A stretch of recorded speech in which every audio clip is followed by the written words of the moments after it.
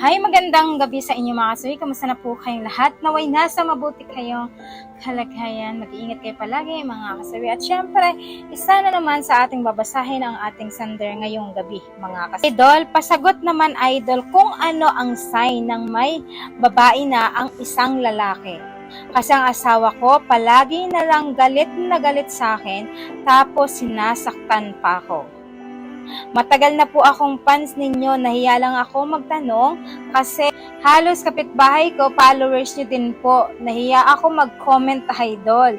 Pasagot idol para maintindihan ko kung ano ang gagawin ko. Ayan, thank you so much sa ating mga sender. Ayan, maraming salamat po sa inyong kapitbahay dahil andyan pala ay mga followers ko din. So maraming salamat sa ating sender. Siyempre para sa akin mga kasawi, iba't iba kasi ang mga sign ng mga kalalakihan kapag meron na itong babae, mga kasawi. Ramdaman nyo ito kung ang lalaki ay meron ng babae. Ang unang sign natin mga kasawi is meron ng password ang kanilang cellphone or laptop.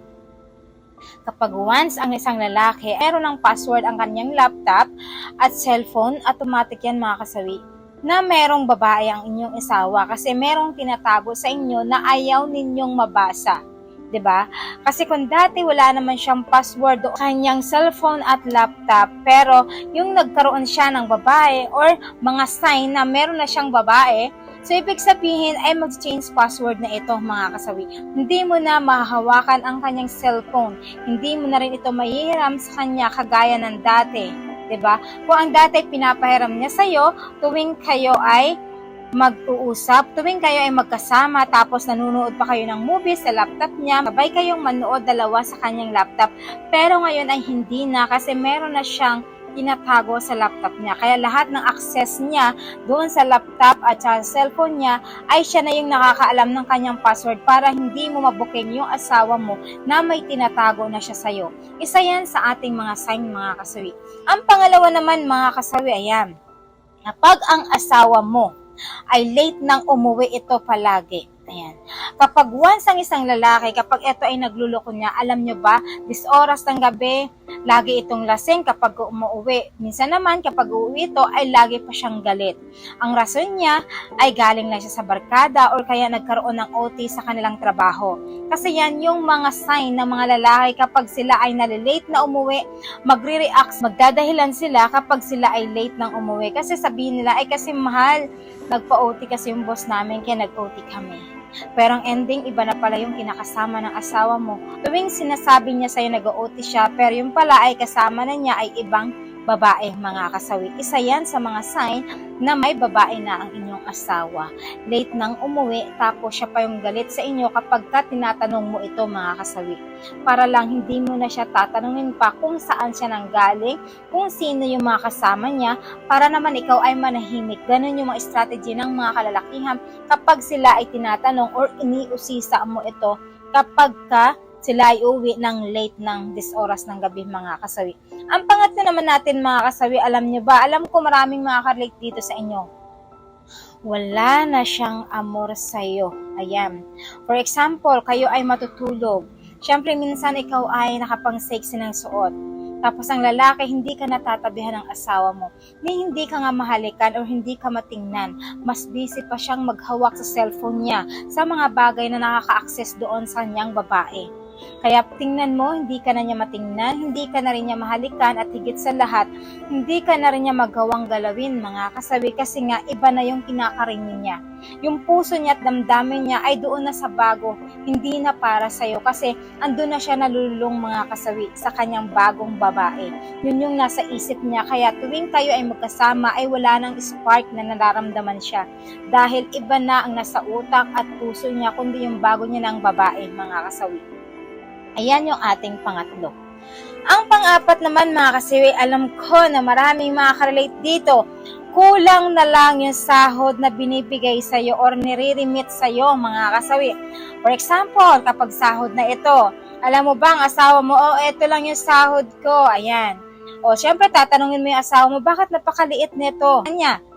Siyempre, ang asawa mo lalaki magagalit pa sa'yo kapag tinanong mo kasi ang dami kong bayarin, ang dami kong ganito.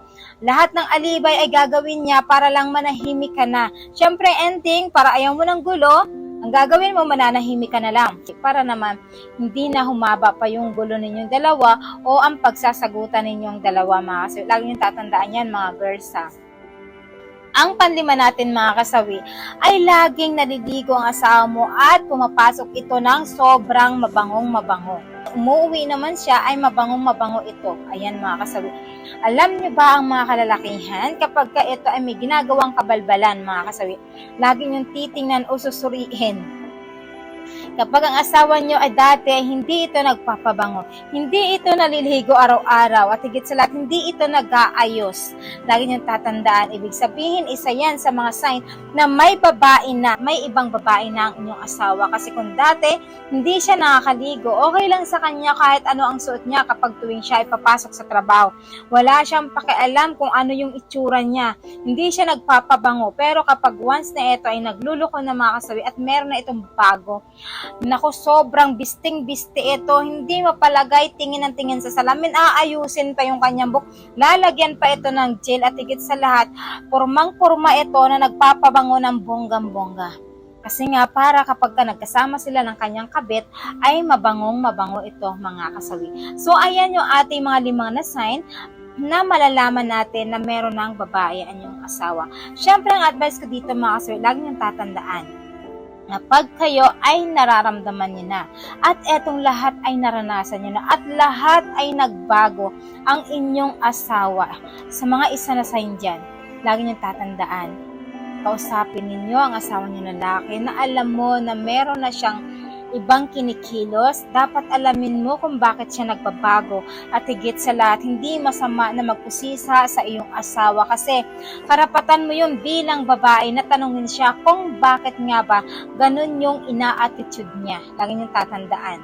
At syempre, lagi niyong tatandaan, maging aware kayo sa mga bagay na ganito, kasi sa mundong ito, maraming tukso sa paligid. May iiwasan na talagang ang mga lalaki ay natutukso sa babae, lalo pat ang babae na ang gumagawa ng paraan para mang-akit sa inyong mga asawa. So yun, maraming salamat sa patuloy na pagsuporta niyo sa akin sa walang sawang pag-share at pag-comment. Maraming salamat po, mga kasawi. Magandang gabi.